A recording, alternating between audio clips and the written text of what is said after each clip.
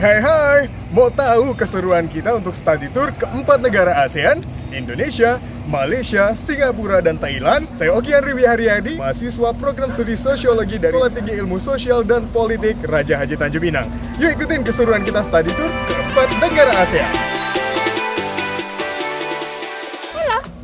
Kegiatan diawali dengan upacara yang dilakukan oleh seluruh peserta, dosen pendamping, dan panitia KKLN Tour to ASEAN.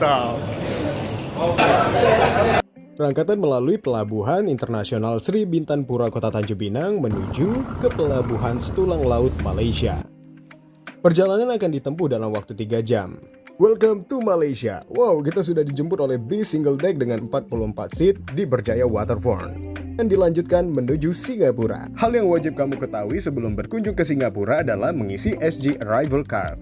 Untuk aplikasinya, kamu bisa download di Google Play Store atau App Store My ICA Singapura. Semua traveler Indonesia harus melengkapi data diri secara online melalui layanan website resmi Immigration and Checkpoint Authority (ICA) untuk bukti cetak kartu SG Arrival Card dalam kurun waktu maksimal 3 hari sebelum jadwal kedatangan ke Singapura.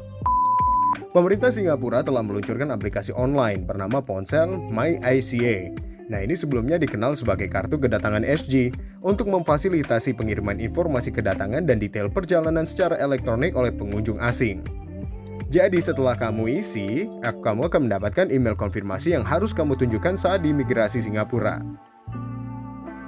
Jangan lupa untuk melengkapi paspor, hotel tempat kamu berkunjung di Singapura dan menginap. Kemudian jangan lupakan untuk kode daripada moda transportasi yang kamu gunakan. Saat ini kita berada di Masjid Sultan, sebuah masjid yang terletak di Kampung Glam, Distrik Johor, Singapura. Posisi bangunan masjid berada di antara Muscat Street dan juga North Bright Road. Dan kali ini kita bertemu dengan Melayu Bugis Society Singapura. Kita berada di Fort Canning Park, Singapura. Ini merupakan salah satu tempat yang banyak menyimpan sejarah dengan keberadaannya yang berada di atas bukit. Banyak masyarakat sekitar yang menyebutnya Fort Canning Park Singapura adalah bukit larangan dengan ketinggiannya 60 meter di atas permukaan laut di tengah-tengah kota Singapura. Di antara orang Melayu pada zaman dulu lebih mengenal Fort Canning Park ini sebagai bukit larangan atau Fort Biden Hill. Dikarenakan semua orang telah mempercayainya bahwa tempat tersebut merupakan salah satu makam dari Raja Singapura kuno dan terbilang sangat angker. Perjalanan kita lanjutkan untuk menuju ke Taman Merlion, sebuah markah tanah dan objek wisata utama Singapura terletak di One Fullerton, Singapura dekat distrik bisnis sentral CBD. Merlion adalah sejenis makhluk mistis berkepala singa dan bertubuh ikan yang banyak digunakan sebagai maskot dan personifikasi nasional Singapura. Untuk menjelajahi kota Singapura, kamu bisa menggunakan transportasi Mass Rapid Transit atau MRT Singapura, sebuah sistem angkutan cepat yang menjadi tulang punggung sistem kereta api di Singapura dan membentang ke seluruh negara kota ini. Bagian pertama dari MRT adalah stasiun Yio Chu Kang dan stasiun Toa Payoh, dibuka pada tahun 1987 dan menjadi sistem angkutan cepat tertua kedua di Asia Tenggara setelah sistem LRT Manila. Jaringan ini berkembang cepat sebagai hasil realisasi cita-cita Singapura yang ingin mengembangkan jaringan kereta lengkap di Singapura dengan komuter harian rata-rata 2.755 juta jiwa. Pada tahun 2013, hampir 77% dari 3.601 juta penumpang jaringan bus pada waktu yang sama. Capcus berangkat! Songkhla terletak di wilayah selatan Thailand, yang merupakan ibu kota Provinsi Songkhla. Kota Songkhla merupakan pusat administrasi, lantaran terdapat banyak perkantoran dan perwakilan negara lain di kota ini. Sementara itu, kota metropolitan yang banyak dikenal oleh masyarakat dan juga sebagai pusat hiburan adalah kota Hat Yai, yang berjarak sekitar 45 menit perjalanan dengan kendaraan roda 4 dari kota Songkhla.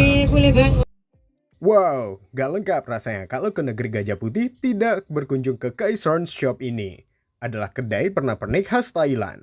Halaman parkirnya lumayan luas. Dan ada juga nih babang penjual es kelapa. Sedep. Tahu gak sih hal yang menarik untuk kita pelajari setiap kita berkunjung ke tempat-tempat wisata?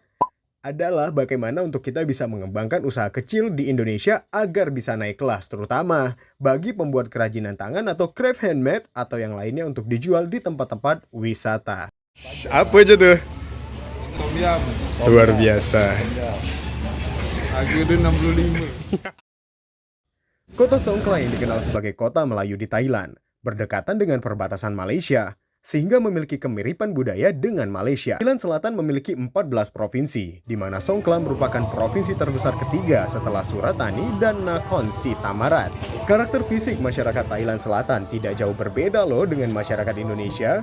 Bagi kamu yang ingin traveling ke Songkhla, tidaklah sulit untuk mencari makanan halal karena cukup banyaknya masyarakat muslim di Songkhla. Cukup mencari tempat makan yang memiliki simbol bulan bintang atau tulisan halal di depan tokonya. Rasa makanan di wilayah Songkhla juga tidak jauh berbeda dengan makanan di Indonesia. Muslim Thailand Selatan umumnya berasal dari etnis Melayu.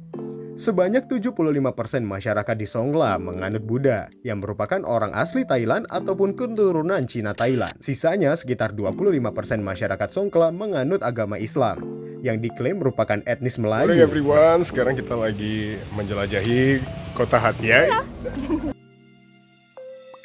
Di sini ternyata masih juga ada sarapan pagi dengan bahasa Indonesia. Sangat mudah menemukan masjid atau musola untuk melaksanakan ibadah sholat. Masjid Raya yang terletak di jalan penghubung antara kota Songkhla dan Hat Yai merupakan masjid terbesar di Songkhla. Indonesia memiliki 2 perwakilan di Thailand. 1 perwakilan berada di Bangkok dan satunya lagi berada di Songkhla. Perwakilan RI di Songkhla berlokasi di kota Songkhla dengan wilayah kerja di 14 provinsi di Thailand Selatan. Jadi jika kamu berkunjung ke wilayah ini dan menemukan masalah, wisatawan dari Indonesia dihimbau untuk selalu melaporkan diri, baik datang langsung ke Konsulat Republik Indonesia di Songkhla ataupun melalui aplikasi Safe Travel yang bisa di-download dari pengawasannya dan perlindungan daripada warga Indonesia yang kemudian datang ke Thailand, terutama di provinsi Songkhla. Nah, kemudian yang menjadi fokusnya adalah ketika warga Indonesia ini. Nih, sedap ya es krim Thailand ya. Oh, luar biasa. Woi, nak lai.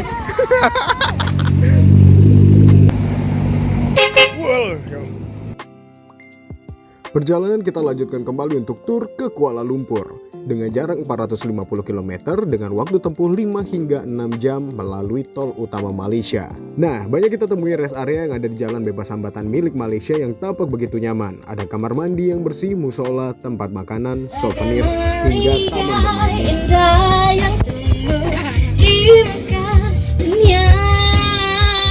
Capcus berangkat. Saat ini kita berada di Genting Highline, Malaysia. Objek wisata terpopuler untuk dikunjungi di Tanah Tinggi Genting adalah kereta kabel Genting Skyway, Genting Highline Premium Outlet, Kelenteng Chin Swee, Awana Skyway, dan Sky Avenue. Lokasinya berada di perbatasan negara bagian Pahang dan Selangor. Tempat ini dapat dicapai dengan 1 jam berkendara roda 4 dari Kuala Lumpur atau melalui kereta gantung Genting Skyway yang saat ini merupakan yang tercepat di dunia dan terpanjang di Asia Tenggara. Namun ada cara ke Genting Highline terbaik dengan menggunakan gondola Awana Skyway. Kamu bisa menuju stasiun Awana Skyway terlebih dahulu dengan waktu estimasi 50 menit dari Kuala Lumpur. Kemudian melakukan perjalanan naik gondola ke Genting Highline Malaysia. Untuk biaya naik kabel car Genting, harga tiket sekali jalan sebesar RM8. Namun jika ingin menaiki glass bottom kabel car, yaitu gondola dengan permukaan kaca transparan, harga tiketnya sebesar RM50. Hal pertama yang wajib kamu lakukan ketika berlibur ke Genting Highline District adalah naik kereta gantungnya. Gondola ini berjalan di lintasan sepanjang 2,8 km dengan waktu tempuh sekitar 10 menit.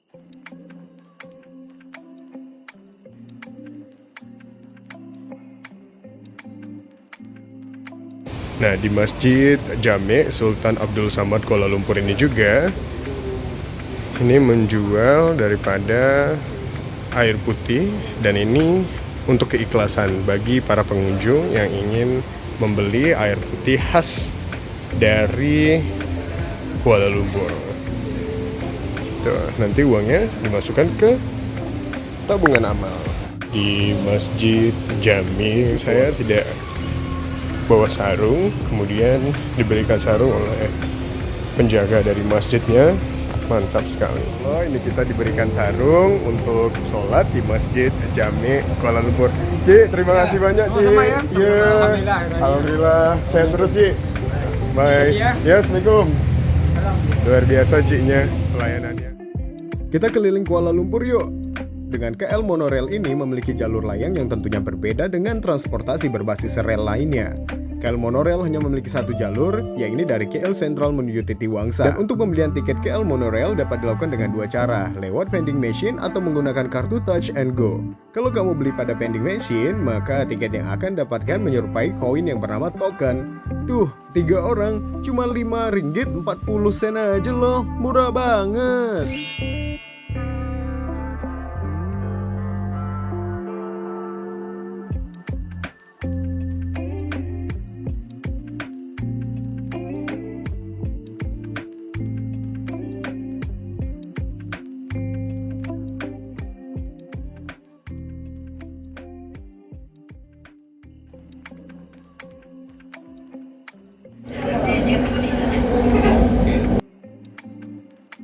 Makan nasi kandar.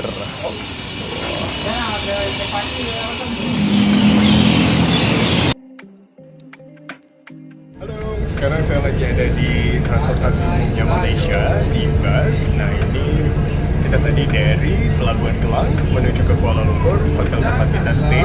Dan ini hanya RM4 Malaysia saja. Murah kan? Terutama di Malaysia ini. Nah ini mereka lebih senang untuk menggunakan transportasi umum untuk mempermudah mobilitas.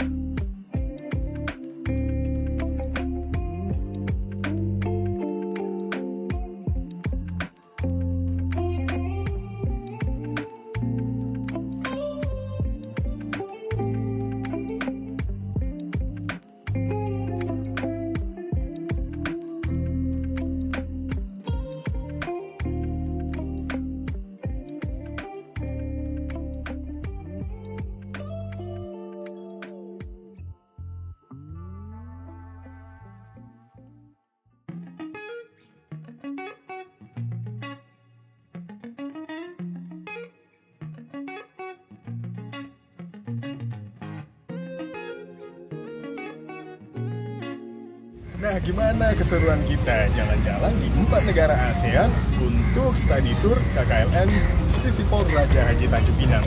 Masih belum lengkap nih, karena masih banyak banget tempat-tempat yang harus kita kunjungi di KKLN tahun 2023 ini. Tuh, kalau kita sekolah di Stisi Pol Raja Haji Tanjung Pinang, kita akan dibawa ke 4 negara ASEAN untuk bisa nampak tilas, apalagi kita akan mengetahui lebih lanjut mengenai budaya daripada Raja Haji. Wah, masih penasaran seperti apa? Yuk ikutin terus jalan-jalan kita di KKLN 2023 Stisi Pol Raja Haji Tanjung Pinang. Putrajaya, sebuah wilayah di Malaysia, adalah pusat pemerintahan administratif negeri jiran itu. Wilayah ini menjadi sebuah kota modern yang dilengkapi dengan berbagai fasilitas mewah. Putrajaya memang telah memberikan catatan pada sejarah baru mengenai perencanaan kota modern di negeri ini. Malaysia sebagai negara yang berpenduduk mayoritas Muslim, pusat keislaman dan tempat ibadah menjadi hal terpenting. Untuk itu, pemerintahan dipimpin oleh Mahathir Muhammad di wilayah Putrajaya didirikan sebuah masjid besar yang bersebelahan dengan kantor pemerintahan Perdana Menteri Malaysia yang bernama Perdana Putra.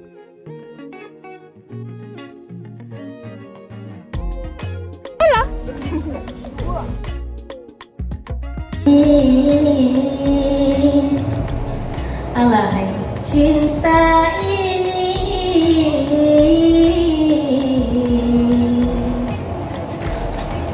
akan hamba lepaskan.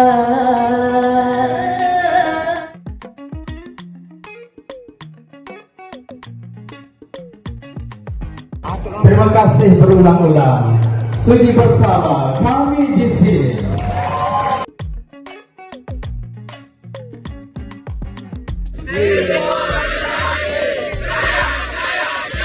Sangat berarti, istimewa.